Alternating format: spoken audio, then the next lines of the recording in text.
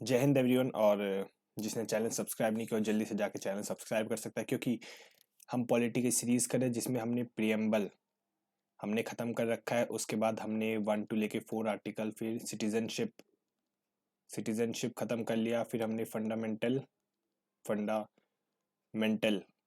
Rights ख़त्म कर रखे थे। अब हम जो शुरू करने वाले हैं आज की वीडियो में, हम क्या पढ़ने वाले हैं? हम पढ़ने वाले हैं DPSP, directive principle of state policy. अब जैसे कि नाम से एक पहली बात है, पार्ट 4 ऑफ द कॉन्स्टिट्यूशन में आता है। इसके अंदर कितने आर्टिकल होते हैं? आर्टिकल नंबर 36 से लेके 51 तक डीपीएसपी के अंदर आते हैं, और आर्टिकल 4 के अंदर भी होता है, आर्टिकल 4A, वो हम बाद में पढ़ेंगे। सबसे पहली चीज, directive principle of state policy. इसका मतलब क्या होता है? डायरेक्टिव मतलब जिसे कहते हैं डायरेक्शन दिखाना। कोई एक टाइप से क्या होता है? इंस्ट्रक्शन है, बट किस चीज का ये नहीं बताया गया, अभी बताएंगे। कह रहा हूं बताया नहीं गया। प्रिंसिपल क्या होता है? एक टाइप से गोल, या एक GOAL, गोल जिस पे हम चलते हैं, या एक सेट ऑफ रूल्स कह सकते हैं। ठीक है, इंस्ट्रक्शन हो गया, गोल डिसाइड करें किसके लिए? स्टेट। जैसे कुछ चीजें होती है ना जो स्टेट को, मतलब स्टेट को लॉ बनाने में, जिसे कहते हैं ना, few thing which help state to make the law. कुछ चीजें जो स्टेट को हेल्प करे लॉ बनाने के लिए, वो काम क्या करता है? वो डीपीएसपी करता है। डीपीएसपी क्या काम करता है? Few things which help state to make the law. अब डीपीएसपी एक स्टेट की मदद करता है क्या? कानून बनाने के लिए। अब कुछ चीजें ना आप इस चीज की याद रख लो कि डीपीएसपी है क्या। सबसे पहली चीज अगर हम देखें, 1935 जो गवर्नमेंट ऑफ इंडिया एक्ट है, गवर्नमेंट ऑफ इंडिया एक्ट में डीपीएसपी का जिक्र था, बट किस नाम से? इंस्ट्रूमेंट ऑफ इंस्ट्रक्शन के नाम से डीपीएसपी था। फिर हमने बाद में इसे चेंज करके directive principle of state policy कहा गया। अब सिंपल सी चीज है, यहाँ पे स्टेट दिख रहा है, तो ये किसके लिए है? ये स्टेट गवर्नमेंट के लिए है। स्टेट गवर्नमेंट इसे इम्प्लीमेंट करना चाहे तो कर सकते, नहीं करना चाहे तो नहीं कर सकती। ये कोई बाउंडेड नहीं है। दूसरी चीज यहाँ लिख लो, ये क्या नहीं है? बाउंडेड। अब जब बाउंडेड ना हो तो इसे हम क्या कहते हैं? जल्दी बताओ, इतना मैंने तुम्हें बता रखा है। तुम एक तो सबसे पहली चीज, कोर्ट में केस नहीं कर सकते, तो इसे हम क्या लिखेंगे? Non justiciable. कि नॉन जस्टिसिएबल है, तुम कोर्ट में नहीं जा सकते। कि आर्टिकल नंबर 36 से लेके 51 तक तो ये मेंशन है, बट मुझे ये चीज नहीं मिल रही।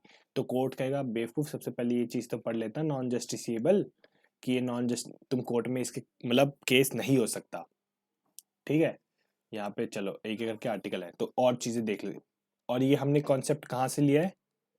आयरलैंड के कॉन्स्टिट्यूशन से। आयरलैंड के कॉन्स्टिट्यूशन से ये हमने कॉन्सेप्ट आयरलैंड के कॉन्स्टिट्यूशन से उठाया गया है, जो कि उनने स्पेन वगैरह ये सब चीज होगी। तो ये चीज होगी। इसका मेन फंक्शन क्या है? इसका मेन फंक्शन लिखते हैं। इसका मेन फंक्शन क्या है? Welfare of state. मतलब स्टेट एक टाइप से क्या कहते हैं? ज्यादा से ज्यादा लोगों की ज्यादा से ज्यादा मदद हो, एक टाइप से ये चीज है वेलफेयर ऑफ द स्टेट का मतलब। यहाँ तक बात क्लियर है? तो हमने अब तक क्या पता है? Directive principle of state policy मतलब एक टाइप से स्टेट को डायरेक्ट करता है कि तुम किस तरीके से रूल बनाने हैं। आर्टिकल नंबर 36 से लेके 51 तक है। उसके बाद ये स्टेट ये अप्लाई कर सकता है। नॉन जस्टिसिएबल होता है, गवर्नमेंट ऑफ इंडिया एक्ट में इंस्ट्रूमेंट ऑफ इंस्ट्रक्शन के नाम से था, और आयरलैंड कॉन्स्टिट्यूशन से हमने उठाया गया। और ये वेलफेयर ऑफ स्टेट में, या फिर maximum welfare of maximum people, एक टाइप से लोगों की मदद करने के लिए ये चीज बनाई गई है। अब हम एक एक करके अपने आर्टिकल्स पढ़ लें। इससे पहले एक चीज और लिख लो, यहाँ कोने पे लिख लेते हैं। ठीक है, पेन का कलर चेंज कर लूँ थोड़ा अलग हाईलाइट दिखने के लिए। क्या लो, कौन सा लो, कैंसिल, ब्लैक ले लेता है, क्या पता कोई और कलर चले ना चले। हाँ, तो यहाँ पे ब्लैक से लिख लो, part 3, part 3 plus part 4। Part 3 क्या है हमारा? फंडामेंटल राइट है। पार्ट 4 क्या है? डीपीएसपी है। दोनों जब कंबाइनली होते हैं तो उसे कहते हैं कॉन्साइंस ऑफ कॉन्स्टिट्यूशन। क्वेश्चन आ जाता है, CONSCIEN CE ऑफ कॉन्स्टिट्यूशन। ये याद रख लेना कि जब भी पूछा जाए कि किसे कहा जाता है तो पार्ट 3 और पार्ट 4 को जब कंबाइनली वर्क करे तब उसे हम कॉन्स्टिट्यूशन ऑफ द कॉन्स्टिट्यूशन कहते हैं। फिर हम अब चलते हैं आर्टिकल नंबर 36 पे। याद है अगर मैं तुमने फंडामेंटल राइट की वीडियो देखी होगी, इसमें आर्टिकल नंबर 12 क्या कहता है, वो डेफिनेशन देता है स्टेट की।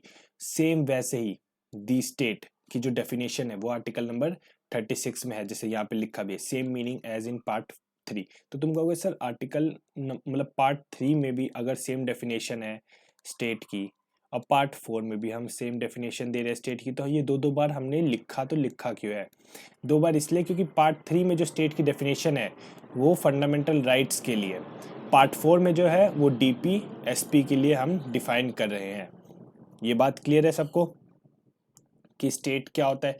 स्टेट अगर किसी ने वीडियो नहीं देखी है तो वो पीछे जाके वीडियो देख सकता है, बट जो कि न्यू कमर्स है उनके लिए मैं पहले ही बता दूं कि स्टेट क्या होता है। अगर ये क्या कहते हैं फंडामेंटल राइट के आर्टिकल नंबर कौन सा था, 12 में डिफाइन किया गया था। स्टेट यहाँ लिख लो।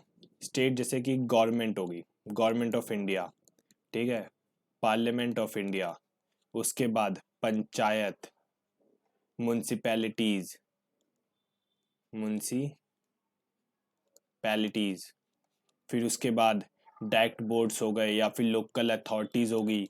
ये सारी चीज़ें स्टेशनरी या नॉन वो स्टैट्यूटरी बॉडीज ये सारी आ जाती है स्टेट्स में। तो यहाँ तक बात क्लियर होगी कि स्टेट हम किसे कहते हैं। जो भी इंडियन टेरिटरी के अंदर आ जाए उसे हम स्टेट कह लिया जाएगा एक टाइप से। फिर आर्टिकल नंबर 37 क्या कहता है? सिंपल सी भाषा में अगर बताऊंगा तो ये है कि DPSP क्या है? नॉन जस्टिसिएबल है।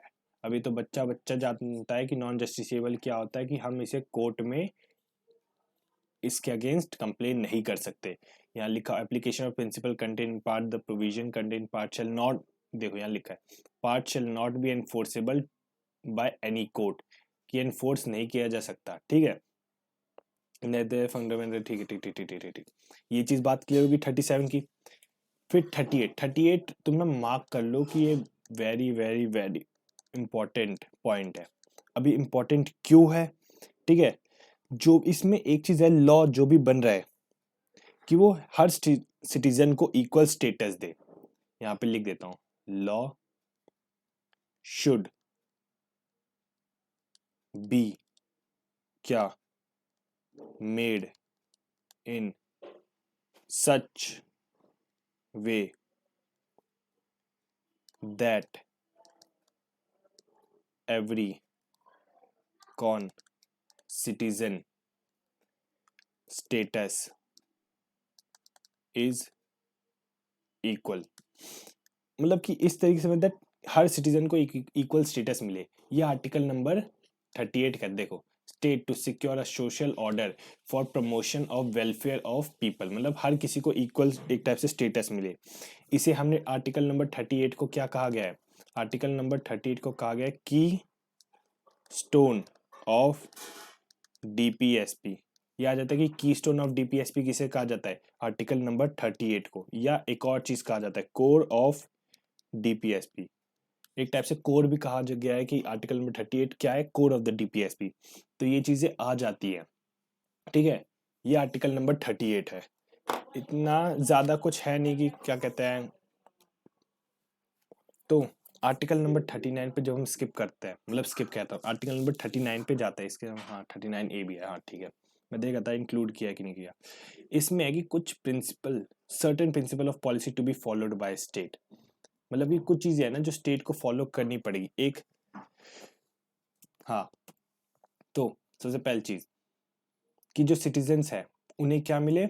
लाइवलीहुड, मतलब कि उनके पास राइट होना चाहिए कि वो अच्छी खासी अपनी लाइवलीहुड जी सके। सिटीजन मैन वुमेन हम एक ही काउंट करें, equally have right to adequate satisfaction, मतलब कि अच्छी खासी वो लाइवलीहुड जी सके। ये 39A में है। 39B में है कि कम्युनिटीज जो है should have control over material resource, जो उनकी कम्युनिटी है, जो ओनरशिप होगी, ये कंट्रोल होना चाहिए किसके? मटेरियल रिसोर्सेस के ऊपर। किसका? कम्युनिटी का। अगर कोई बंदा इस चीज मतलब ये है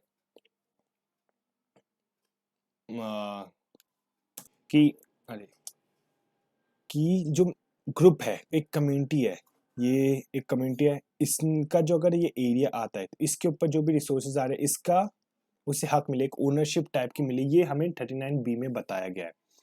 39C में क्या है? 39C में कि एक जो वेल्थ का जो सेंट्रलाइजेशन होता है, सेंट्रलाइजेशन ऑफ वेल्थ, मतलब कि किसी एक ही व्यक्ति के हाथ में सिर्फ कुछ, मान लो कि 2% लोगों के हाथ में ही सारा वेल्थ ना हो, ये वेल्थ क्या हो, डिस्ट्रीब्यूट किया जाए, ये 39C में बताया गया है।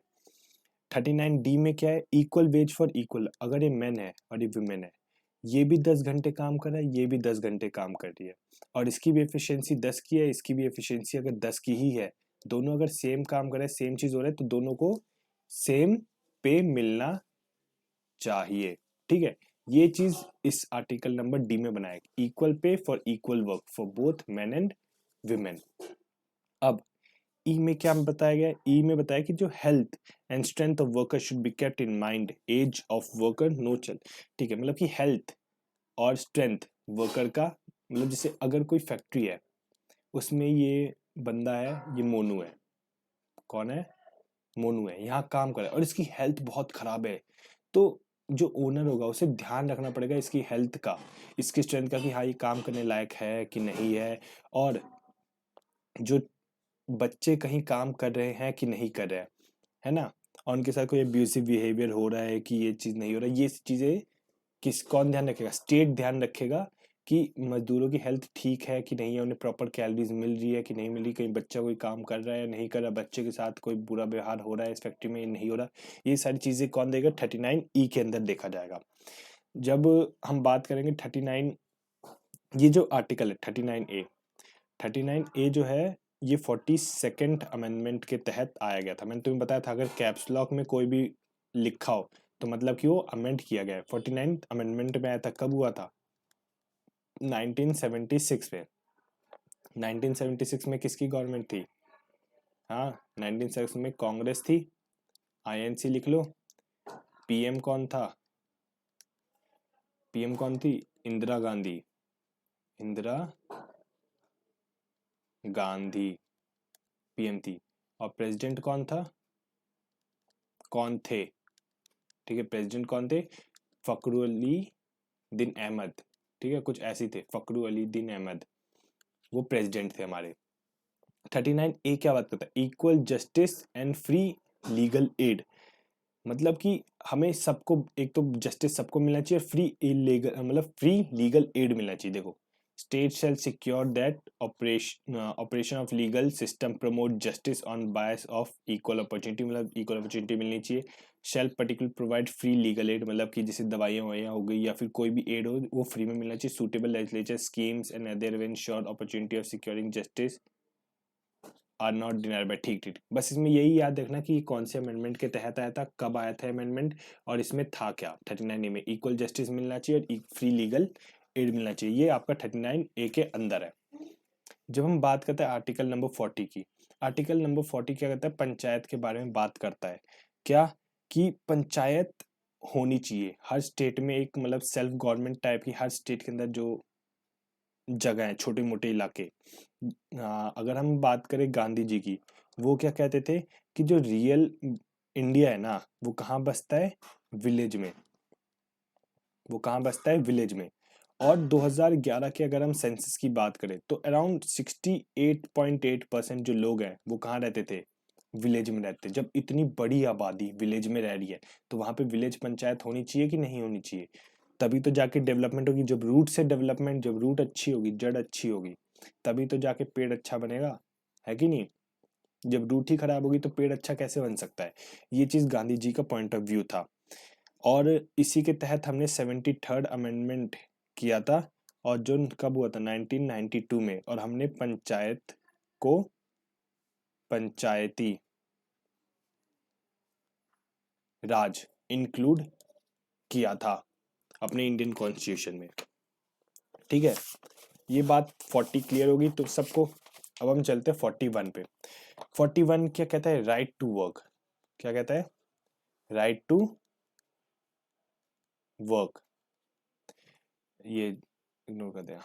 राइट टू वर्क क्या होता है? अब work for citizen, certain help of citizen related to job. Simple सा है कि मतलब काम मिलना चाहिए, है ना। To education, to public assistance of certain cases, the state shall within the limit of economic capacity development make efficiency provision for securing right of work। क्योंकि हाँ उन्हें काम मिलना चाहिए, एक टाइप से यही है 41 के तहत के अंदर। फिर जब हम बात करते हैं 42 के अंदर, 42 क्या बात करते हैं, 42 बात करें कि जो प्लेस है, provision for just human condition for work place. मतलब जैसे अगर आप हो, आप यहाँ पे इस XYZ कंपनी में काम कर रहे हो, ठीक है। अब इस XYZ कंपनी में क्या है, वॉशरूम अच्छे नहीं है, ठीक है, खाना अच्छा नहीं है, फूड अच्छा नहीं है, वॉशरूम अच्छा नहीं है वहाँ पे। मतलब एक टाइप से ह्यूमन कंडीशन नहीं, मतलब कि वहाँ पे रहने वहने के लिए या फिर आपके आपको लगता है कि आपकी हेल्थ अफेक्ट हो सकती है, एक टाइप से ह्यूमन कंडीशन नहीं है। तो इसका ध्यान कौन रखेगा कि ह्यूमन कंडीशन हो ना हो, ये स्टेट ध्यान रखेगा उस जगह पे ह्यूमन कंडीशन होनी चाहिए। मतलब कि और आपका जैसे कि मैटरनिटी लीव, जिससे वीमेन प्रेग्नेंट होती है तो उन्हें ऑफिस से ना निकाल के जाए ना, 26 वीक का एक टाइप से रिलीफ मिलना चाहिए, ठीक है। बट ये स्टिल भी एक पॉइंट ऑफ डिस्कशन था कि मैटरनिटी लीव ही क्यों, पैटर्नल लीव भी होना चाहिए। क्या होना चाहिए, पैटर्नल लीव। जैसे अब विमेन प्रेग्नेंट हो रही है, बट मैन भी तो, उनका भी तो बेबी आ ही रहा है ना, मेंस भी तो अपने बेबी का वेट करे, तो वो भी एक टेक केयर करने के लिए वाइफ का, या फिर उसके लिए भी एक लीव होनी चाहिए। ये आर्टिकल नंबर 42 में, बट अभी ये पैटर्नल लीव ध्यान में देना, ये एक पॉइंट ऑफ डिस्कशन है, ठीक है। मैटरनल लीव हो गया, मतलब कि एक टाइप से इस आर्टिकल में बस यही चीज है कि ह्यूमन कंडीशन होना चाहिए, सिंपल सी बात है, ठीक है। अरे कहाँ गए, 43 क्या बात करता है, living veg except for worker. मतलब कि वेज मिलना चाहिए, अगर मिलेगा तो उससे क्या होगा, उनकी क्या होगी, इम्प्रूवमेंट होगी, किस चीज़ की, लिविंग स्टैंडर्ड की। इसमें 43 में यही बात की गई है। और ये किस चीज़ की बात करता है, अगर पैसों की बात आ रही है तो इकोनॉमिक इकोनॉमिक जस्टिस की बात कर रहा है, इकोनॉमिक जस्टिस की बात कर रहा है कि ये चीज़ होनी चाहिए, ये चीज़ होनी चाहिए। ये 43 में है, सिंपल सा, मतलब कि लिविंग वेजेस फॉर वर्कर, हाँ ठीक है, वही चीज़ है और इससे ज़्यादा कुछ है नहीं। फिर हाँ एक और चीज़, इसमें एक अमेंडमेंट भी आया था 43A। इसमें क्या कह रहा है कि वर्कर्स का ना पार्टिसिपेशन होना चाहिए, किसका पार्टिसिपेशन, अरे यार इंक रुको, वर्कर का क्या होना चाहिए, पार्टिसिपेशन होना चाहिए, ठीक है, एक ओपिनियन में या फिर उसमें। और ये कौन से 43A कौन से अमेंडमेंट के तहत आया था, 42nd अमेंडमेंट के तहत आया गया था। फिर बी आता है 43 का पार्ट बी, ये क्या कहते हैं, कोऑपरेटिव सोसाइटी या वॉलेंटियर ऑर्गेनाइजेशन की डेवलपमेंट होनी चाहिए। और ये आया था 97th अमेंडमेंट के तहत। यहाँ तक बात क्लियर है। अब हम जब बात करते हैं आर्टिकल नंबर 44 की, आर्टिकल नंबर 44 अगर कोई न्यूज़ देख रहा हो तो यूसीसी काफ़ी न्यूज़ में था आजकल, ठीक है। अब आर्टिकल नंबर 44 क्या कहता है यूसीसी के बारे में, मतलब कि ये पूरी इंडिया है, इस पूरे इंडिया में एक ही कानून होना चाहिए, मैरिज से रिलेटेड या किसी चीज़ में रिलेटेड। अब जैसे कितने रिलीजन है, उनके सबके अलग अलग रूल्स होते हैं, अपने अलग अलग कानून है, तो सबको एक यूनिटी में लाने के लिए, सबको एक सिंक्रोनाइज करने के लिए यूसीसी का किया गया था। अभी तक सिर्फ एक ही स्टेट है जहां पे यूसीसी अप्लाइड है, वो है गोवा, बाकी और कहीं पे अप्लाइड नहीं है।